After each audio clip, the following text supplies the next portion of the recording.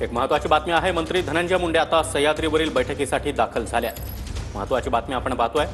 करुणा मुंडे यांनी केलेल्या धनंजय मुंडे यांच्या राजीनाम्यासंदर्भातल्या दाव्यानंतर आता मंत्री धनंजय मुंडे हे सह्याद्री अतिथीगृहावर बैठकीसाठी पोहोचलेत। या बैठकीमध्ये काय चर्चा होते हे पाहणं महत्त्वाचं असणार आहे। धनंजय मुंडे यांच्या संदर्भात कुठला मोठा निर्णय घेतला जातो का हे पाहणं देखील महत्त्वाचं असेल। दरम्यान डोळ्यावर शस्त्रक्रिया पार पडल्यानंतर धनंजय मुंडे आता या बैठकीसाठी दाखल झालेले आहेत। गेल्या काही दिवसांपासून धनंजय मुंडे हे बैठका आणि माध्यमांपासून दूर पाहायला मिळाले होते।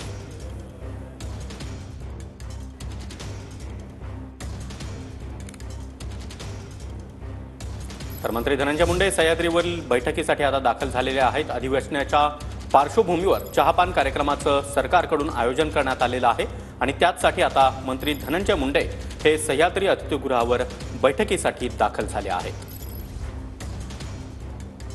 तर हे काही दृश्य आपण पाहतोय। धनंजय मुंडे हे सह्याद्री अतिथीगृहावर पोहोचलेले आहेत। गेल्या काही दिवसांमध्ये ते आजारी असल्यामुळे त्यांच्या डोळ्यावर काहीशी शस्त्रक्रिया झाल्यामुळे ते माध्यमांसमोर आलेले नव्हते। त्याचबरोबर सरकारी कामकाजात देखील ते पाहायला मिळाले नाहीत। मात्र आता ते बैठकीसाठी पोहोचले आहेत।